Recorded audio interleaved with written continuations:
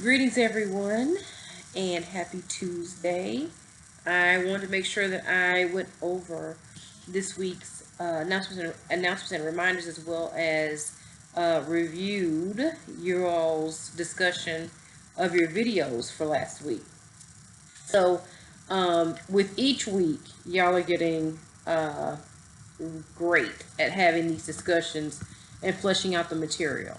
Um, a few of you all, namely Lisa, mentioned that y'all are in week 7. Now you're in week 8. You're over the hump. So we have a few more weeks remaining in the course, and I really enjoyed watching you all grow and learn more about action research. Um, so I want to delve into feedback about the videos, okay? And so last week's topic, week 7's topic was data collection. Okay, so week 7's topic was data collection, and week 8's topic is also data collection part 2, because you all are working on your research proposals, and data collection should be a part of that. Okay, so I wanted to make sure that that was timed just right. So as you all were writing your research proposals, that was included in terms of data collection and analysis being included. So, okay. So I'm going to start with chapter 4 of meals. Okay. And so, in terms of your research, many of you all discussed the importance of your research. And so your research is definitely important and worthy of being investigated, especially research tied to practice, which is what each of you all do. And so whether if your study indicates efficacy of a certain instructional method with one student, or efficacy at the meso and macro levels in terms of instructional approach or strategic planning, or using PLCs or some leadership approach, all research is worthy, and all research is worth investigating. Even if you conduct research where you find out the opposite of what you had intended. Okay, so let's say that you're looking for a certain outcome or a certain result, and you don't find that. Okay, at the end of the day, your research still shared something important to be known, and to be shared. It provides more of a context for what you originally wanted to investigate. And so I know that we've been dealing a lot with qualitative research, and actually research is actually a qualitative research approach for the most part. But even with quantitative research, let's say that you are conducting research and you want to know, and you want to know whether or not a phenomenon exists, um, and so you conduct a statistical analysis, and and the stats show, an outcome where the phenomena either doesn't exist, or the treatment doesn't, or the treatment didn't have an effect. And so when that happens, it's still letting you know something about your intervention. Okay, so you're still learning about whether or not your intervention is worth doing, if it has any indication of a significant outcome, or significant difference in the outcome. And then if so, then then you've been able to show that the phenomenon exists. And if not, then that just adds to the literature. Okay, and provides context. So there was some discussion about group memberships, as was mentioned in meals. And so group memberships are really important. Okay, and I know many of you all are involved in various types of professional groups, and so they're really important because not only is it a networking opportunity, as many of you all discussed, but it also has professional development opportunities. So there are a number of workshops and presentations that you can attend where you can learn more about your area of practice. Annually, I go to AERA, which is American Educational Research Association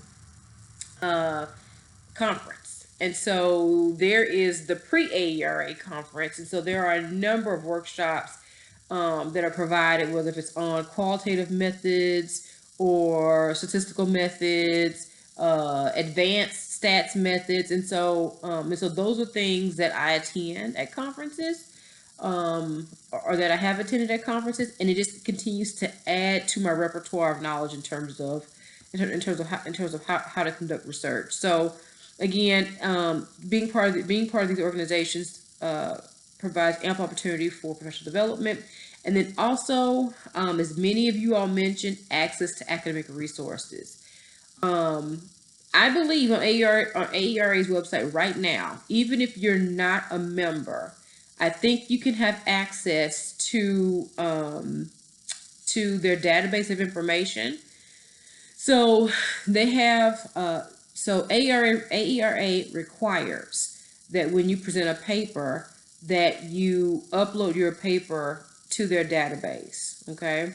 And so, so there are papers there, there's all kinds of information, and these papers eventually turn into publications. And so there are a number of papers across topics. I can't tell you how many various topics are covered at AERA. So so you can access this information. You can search for it. You can get copies of papers that will inform your research. And this is something that a lot of larger organizations provide. Okay, and again, you don't have to be a member to have access to this information. So I highly recommend that that you search some of the national organizations and you try to access their database of papers that were formally presented, and then that way you can get some information. And that's extremely recent because those papers were as of last year. Actually, as of this year. And so those papers are very recent, and so that is that's the newest knowledge out there. Many of these papers have been submitted to journals, and they're going through the peer review process. Some of these papers have already been published. So my suggestion would be that you search for the paper. Like let's say if you find one in one of those databases, that you then search for the paper. Let's say in using Google Scholar, that you search for it, and then from there, if you find that it has been published, then use the more recent publication version of that paper, and not the AERA version. Okay, but if you use the AERA version, if you use your APA manual, then you can find how to reference papers found at conferences. Okay, and you can use those. That they're fine to use because those papers had to be peer reviewed to be allowed to be presented at AERA. So they are peer reviewed. So they had to go through a peer review process. So the researcher or author had to go through a peer review process to even be allowed to present the paper at AERA. So that's why it's fine to use papers presented at conferences. That's not a problem, because it has been through that peer review process. But again, because of that, oftentimes authors will take those papers and then submit them to journals, either right after they've been accepted, okay, which you find out sometime in December, and the conference happens in March or April. And so that's 4 months or so there, where the paper has probably already been submitted to a journal, and it may be accepted for publication, and they're just working through edits. So by the time you look for it now, we're in October, we're nearly a year out. The paper's probably been published by now. So I always tell students to search for the publication version of the article. Okay, so yeah, so that's a great place to look, is looking at the databases of group organizations, of research organizations, and searching their database of information. Okay, So there's a lot of discussion about assessing and organizing sources. And so I have a lot to talk about here because you all have had a lot to talk about here. And so it's important to look for research from peer-reviewed sources, as you know, okay? More recent or relevant sources as indicated by the date, okay? Because when we think of relevance, we think of relevance in two ways. We think of it in terms of how does it relate to your topic. So how closely related is this article that you found to your own topic?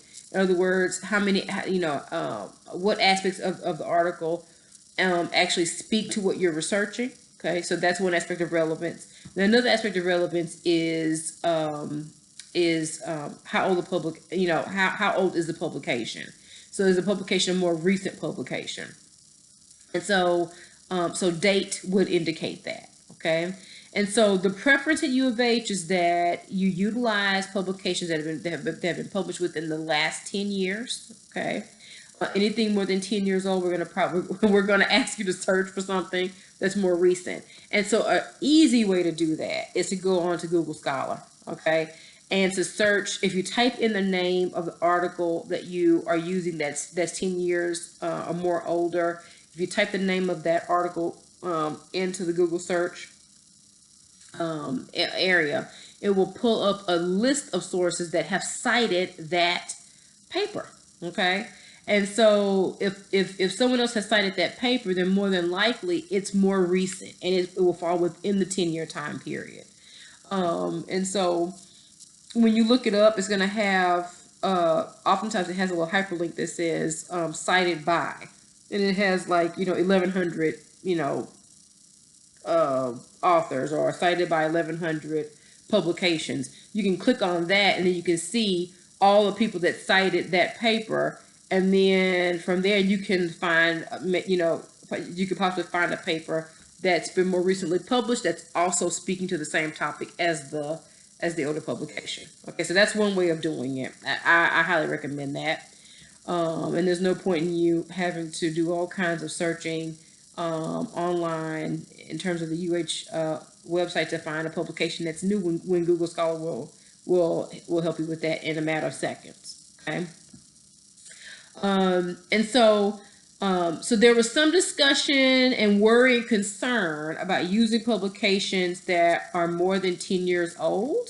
And so I will tell you, this does pertain to the majority of the articles that you are using, okay, or will use, with the exception, okay, of seminal authors from whom theories have originated. Okay, so what do I mean by that? What I mean by that is Vygotsky, for instance. So Vygotsky's work on social development theory, which really is the cornerstone of learning theory, was something that he developed in 1934. Okay, well, Vygotsky is a seminal author, okay, and a seminal researcher on social development theory.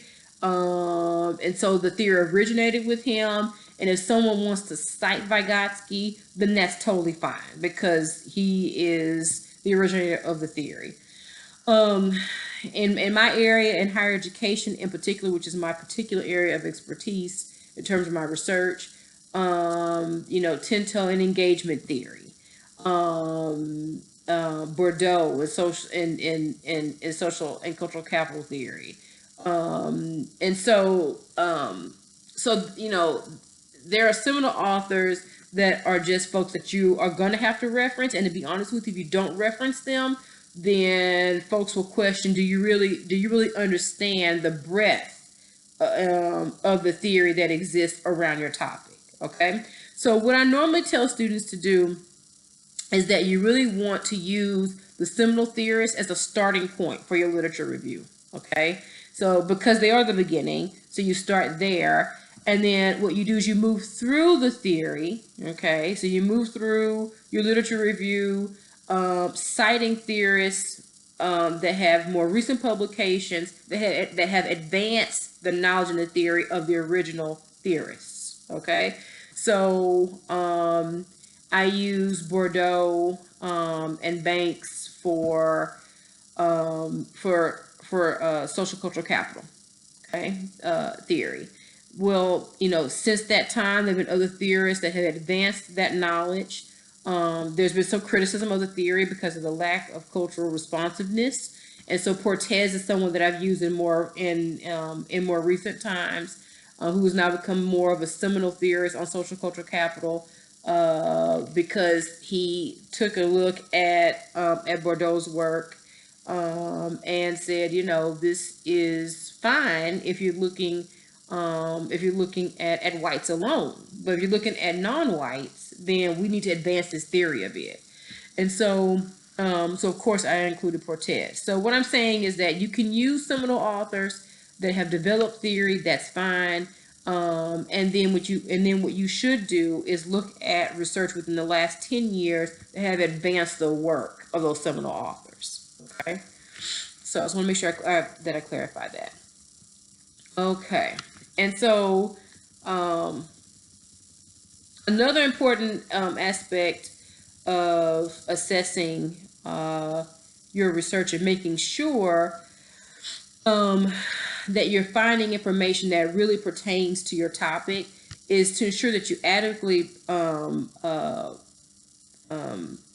is to make sure that you are not using research out of context. Okay. And so to ensure that you're doing that, you need to make sure that you read the entire article. So in a previous video, I mentioned that if you're just trying to quickly assess whether or not an article if you're trying to quickly assess whether or not a particular article is something that is a source that you should include in your database of work that you're beginning to collect on your topic, or if you're just trying to do a quick assessment of the article without having to read it in its entirety, then all you really should read is like the abstract and maybe the conclusion, and so that can be helpful for you to do more of a quick assessment of whether or not the article pertains to what you're looking for your overarching research topic. Okay. Now that's basically a skim read to assess whether or not you should pull, whether or not you should download that article and save it to your, let's say a file, a folder that you have on your laptop or your external drive or a cloud, because you think that it's pertinent to your research. Okay. So skim reading is fine in that sense, but it's not okay for you to skim read the article to develop a literature review. Okay, skim reading is good to basically download an article and say, okay, this is what I think this pertains to my topic. I think I may use it for my literature review. Okay, or some literature to support what I am my investigation here. Okay, but it's not okay. Again, it's not okay for your literature review. So what does that mean? Well, that means that once you have pulled all the articles that you think you want to use for your literature review, you need to read those articles thoroughly, so that way you make sure that you understand the stance of the researchers, okay, and that you have the full context of understanding as the authors intended, okay, and then that way, as you use the work of those authors to support your findings, to provide context for your discussion throughout the literature review of various constructs that you think pertain to your research topic, then you're ensuring that their work is not being used out of context. Okay, so that means you have to do a lot of reading. So once you figure out what you want to use, then you need to read it all. Okay, and read it thoroughly, so that way you ensure that's not being used out of context. Okay. And so when you do that, you may find literature that may contradict your research stance. And so what do I say to that? I say, don't be afraid of it. Don't be afraid of finding literature that may contradict your stance. If you are including literature, and you should include literature that may contradict your stance, then what you're indicating, okay, is that you've looked at, that you've taken that you're taking into context all the literature that pertains to your topic. Okay.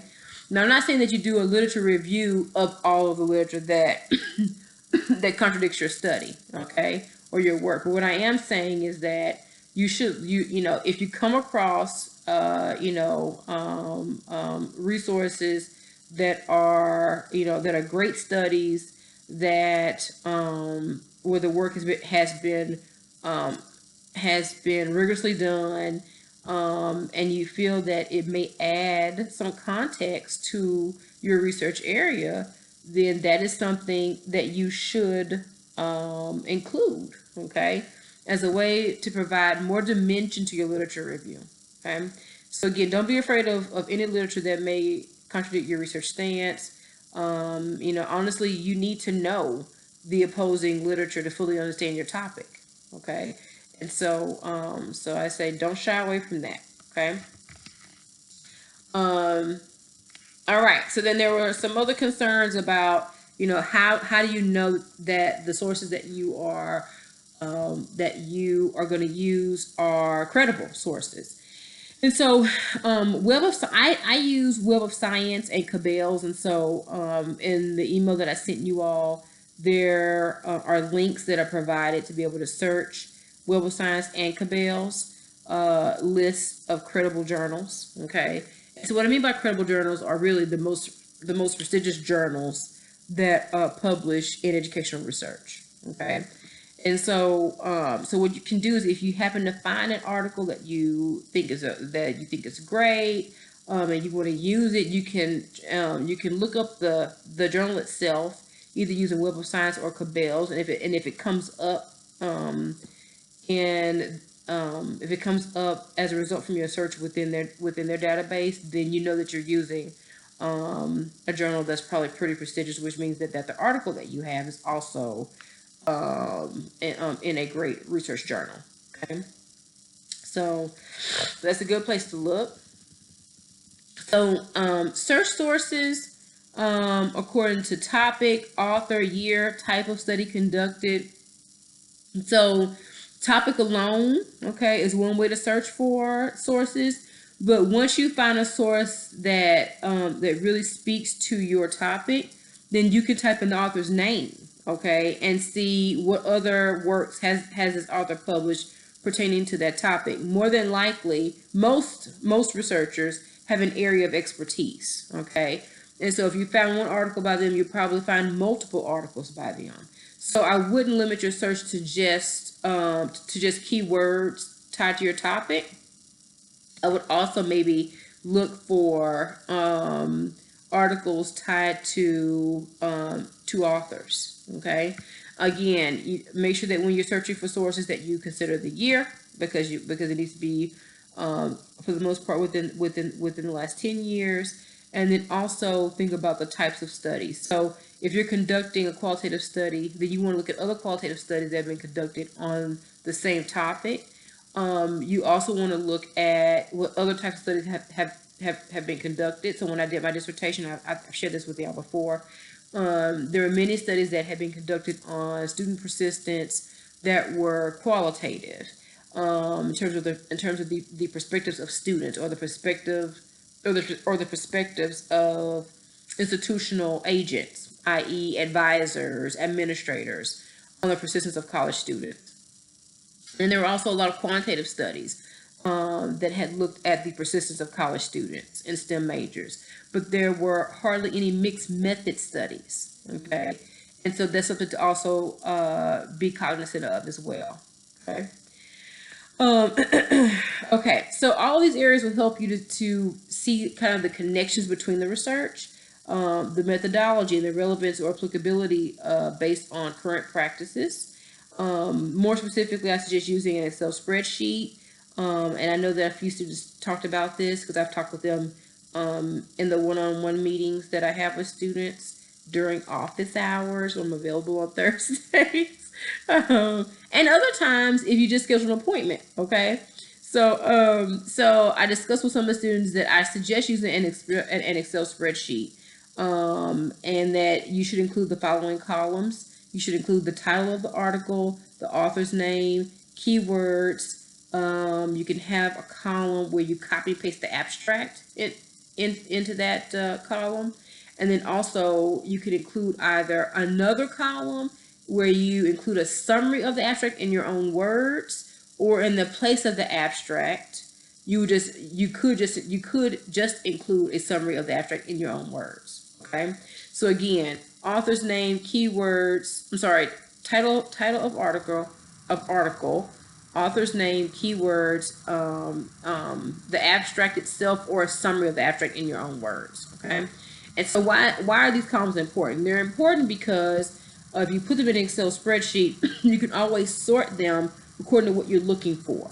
Okay. So, as I mentioned before, my research topic was on the persistence of STEM majors, looking at their social and cultural capital. Okay. So, let's say that I was working on my literature review, and I was like, wow, my section on STEM majors is a little thin.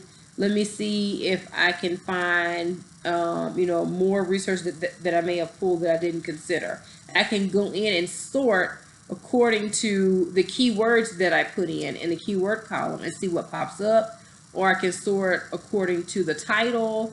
So there are many ways in which you can sort and search for what you develop with your own database that you can also use in aspects of your literature review to not only make connections and synthesize what you have within various topic areas, but also to help flesh out areas that maybe you need more research for. Okay, and so you can look and see, and you can say, oh wow, I didn't use this, so I'm going to see if I can use this to flesh out an area. Or you can say, wow, I don't have anything here. Let me go search for more articles. Okay, so it's a good way of really being able to assess whether or not you've reached saturation in terms of your search.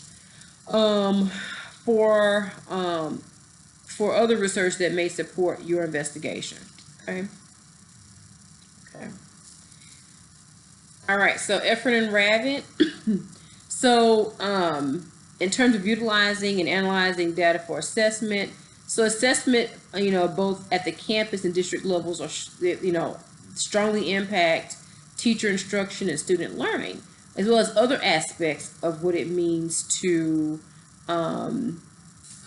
oversee, run a campus, oversee a department, and to oversee your own classroom. Okay.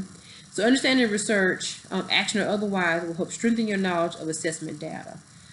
This is one of the major areas that many instructors lack skill, and that is being able to understand assessment data. And I'll be honest with you, even at the district level, you have folks that do not understand what it means to assess, data or outcomes stemming from,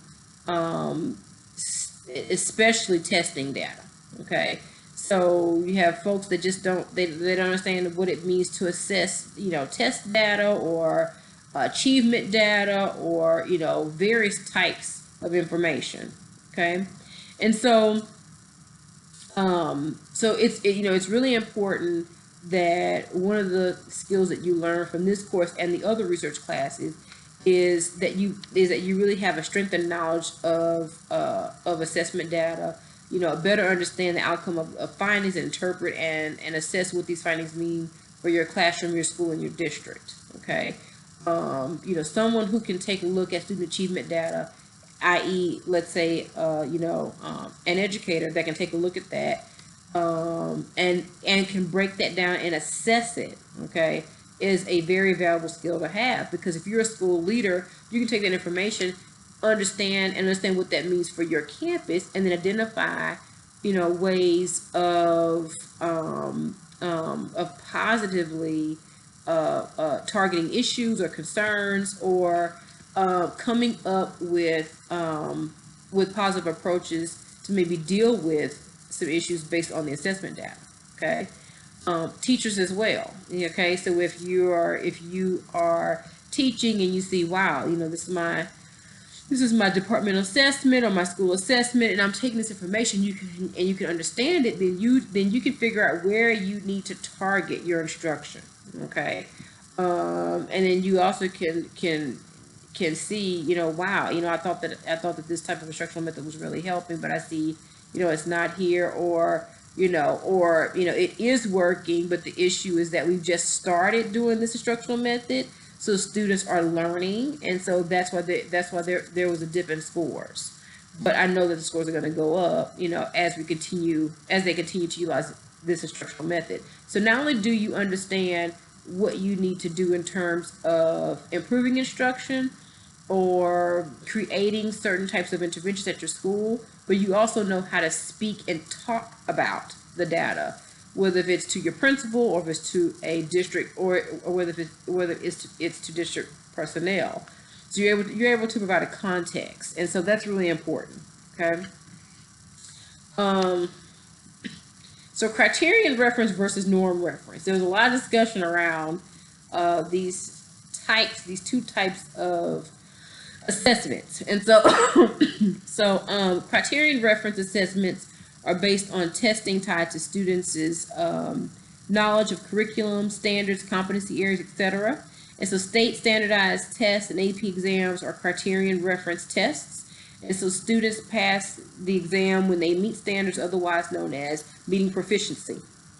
An example of criterion reference assessments is often what you see in college testing, where students are tested based on course curriculum, departmental standards, and norm reference tests are tests whereby students' scores are compared to other students who are taking the test as a part of their assessment cohort. Okay, and so an example of this would be any of the College Board exams for the most part, SAT, ACT, GRE, which I believe everyone that's in this course has taken one or a few of those exams. And so student scores are compared to other students and are ranked according to performance to performance percentile, or where a bell curve is used. Okay, now criterion testing, okay, again, criterion testing is based on meeting, let's say, standard proficiency or mastering competency areas. Okay, and so that's different again from norm referenced exams. However, criterion testing can become norm referenced if a bell curve is used. So for example, if that same professor started out with a criterion reference exam looking at certain standards or certain areas of curriculum and was looking at proficiency tied to those standardized areas, and then based on student scores did a bell curve, okay, then the assessment became norm reference. So the test itself was criterion reference, but the way in which the scores were assessed was norm referenced. Okay, so I just want to make sure that I mentioned that, because that can be confusing, but I want to make sure that I did address it. So with regards to high stakes versus low stakes testing, assessments are considered to be high stakes if these assessment outcomes are used to make important decisions about students, teachers, school, campuses, districts, funding, etc. Okay, and then low stakes assessments are used to gauge the academic achievement of individual students, and so in many instances, low stakes tests are used to identify learning issues or to inform instructional adjustments. Okay, so there's much criticism over the use or overexposure of students to criterion reference exams, as we all know, by the standardized testing that happens in this state and in other states. So there are a lot of educators that complain, and rightfully so. I mean, there's a lot of evidence around the amount of testing that happens and how that can create test anxiety, and how that is actually affecting the outcomes, how that is actually affecting testing outcomes, and is it really and then therefore is the test really assessing for what it should be assessing for, and then that goes to validity and reliability. Okay, so okay, and so then similarly, norm reference exams receive criticism as assessments are developed absent of a broad base of cultural experiences. And so here you have an issue where These types of exams have been shown to be normed based on cultural experiences of predominantly white high SES students. It doesn't take into consideration, other types of lived experiences, and how to test or incorporate those. Okay. Remember that in order for curriculum-based assessments to be effective, they have to be relevant. So there was a discussion about curriculum-based assessments, and so as instructional methods and curricular changes happen, so too should curriculum-based assessments. Okay, in terms of them being modified and being changed to meet these curricular changes and instructional changes. So too often instruction out innovates textbooks, but curriculum-based assessments are often based on these outdated texts. So you may have a departmental test that was that's tied to a certain textbook, and that's what you're using to assess students, but your instructional methods are far more advanced than the textbook. So for instance, in math and science instruction, many teachers are using inquiry-based teaching, activity-based teaching methods, okay? Culture of argumentation. So those are the types of things that are being used in classrooms. Well, their textbooks don't even address culture of argumentation, okay? Or NGSS standards, which are national science standards.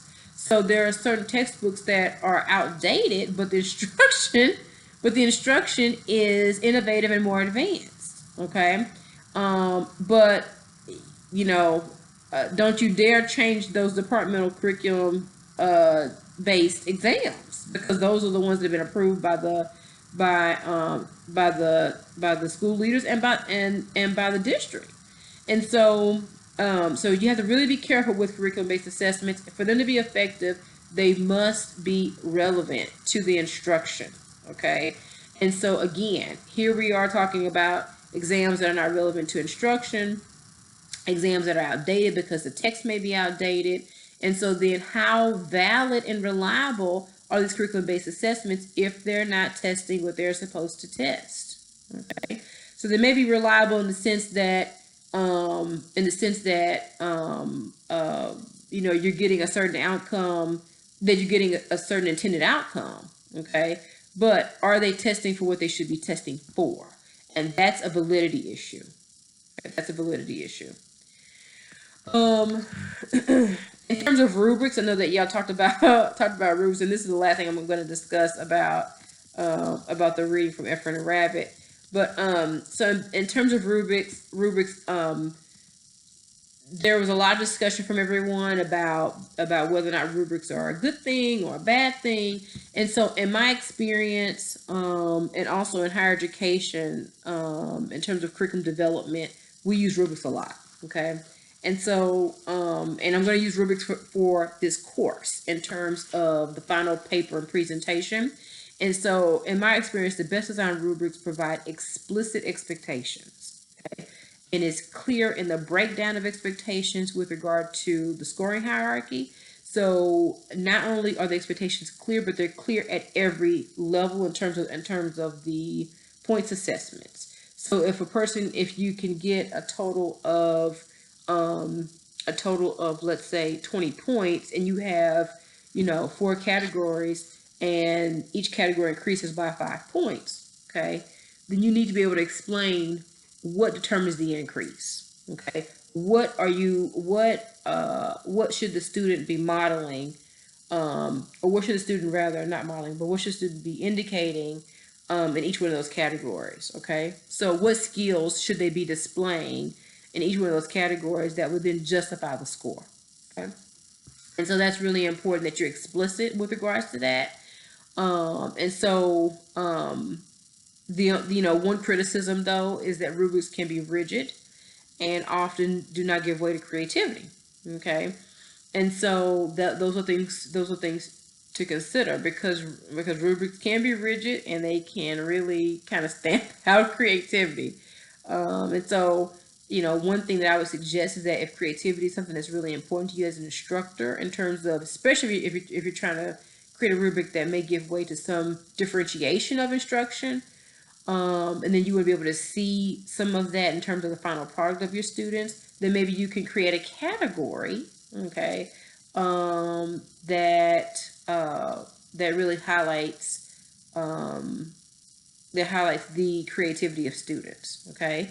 But again, you have to be explicit about what that means. So kind of a catch-22 in that regard.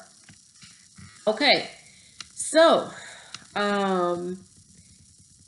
your upcoming research proposals are due this coming Saturday, the 13th. Okay, and so I've uploaded examples. I've uploaded exemplars of proposals to kind of help guide you in the development of your own research proposal in the week 8 folder. And so in terms of how it's organized, in terms of the exemplar, that it's helpful for me to kind of go through and then be able to see, okay, that they have covered all the information that I've asked for, as is indicated in the syllabus. Okay, so the information is also in the syllabus in terms of what's required for the proposal and the points breakdown for each area. Okay, so make sure that you do review that. So there's sort of a mini rubric in the syllabus. Okay, and so make sure that you do review that. But in terms of how the author wrote up the research, everyone has a different way in which they write. Your topics are going to be different. So I don't want you to worry about using the same type of verbiage or same type of research methodology that the author used. What I'm more concerned about is that you've included the information that in terms of the headings that are included in that exemplar. Okay, and that you have an APA cover sheet that you use proper APA, that you have your reference list that's also annotated. So that's what's important. Okay, because I want to be able to read through that and make suggestions and then send you on your way to start collecting your data, which I'm super excited about. Okay? I'm super excited about y'all collecting your data. So again, as I said last week, please note that this action research project is a very condensed version of your dissertation research. Okay, so see it as a sort of pilot study or a small research project based on your research topic. And so this assignment is designed to help you flesh out aspects of your study and strengthen it where needed, because many of you all have defended your candidacy, or you're going to be doing that very soon, and then moving on to your proposal defenses. Okay, so please be sure to reach out to me if you have questions specific to your action research project. I do want to go over very quickly the announcement and reminders for this week. So I will be out of town, okay, this weekend. I'm having to go to St. Louis for a conference. So try to catch me by Wednesday tomorrow. By Wednesday tomorrow. The 10th. I will try to be available this coming Thursday, but I'm sure I'll be trying to prepare for flying out and packing. So try to catch me earlier in the day on Thursday, if not tomorrow, and then otherwise we're gonna have to wait till Monday, okay, for y'all to contact me. And so I have a very long kind of wait in the airport on Sunday to get back home. So I'm sure that I would have pulled down the majority of y'all's assignments on Saturday, and I'll probably be grading in the airport. Okay, so my goal is to get this feedback to y'all as soon as possible. That's always my goal, is to get y'all feedback as soon as possible, and that's not gonna be any different for next week. So my goal is to have everything back to y'all by Wednesday of next week, but we shall see. Okay, that's my hope though. All right, so this week there's no discussion video. I want to make sure that y'all didn't have to deal with that, with having to write up your research proposals, which you're going to do this coming Saturday. You have chapter 5 of the Mills text, which also pertains to data collection, data analysis. And so that's kind of the part 2 of your data collection in terms of readings for this week. Again, there's a research proposal exemplar available to you all in the week 8 folder. And so I've extended also in terms of the extra credit. mid-semester check-in survey. I've extended that by a week, so that's due this coming Saturday instead of last Saturday, and it's 10 points, y'all. It's 10 points. So please, please, please fill that out. I'm using that for feedback to make some adjustments to the course, to send your information that I need to send. And so for some of you, what I've done is that I've put the extra 10 points into the grade book, and then I have a little note like, let's talk about this a little bit more, because I want to really understand, you know, some of the things that y'all have shared in terms of your recommendations. I want to be able to flesh that out. So I've put that little note there, and if I have, send me an email. We can schedule time to talk. Okay. Okay. Let's see here. Oh, the October 6th meeting. I was so glad to see y'all Saturday. It was wonderful to see y'all Saturday.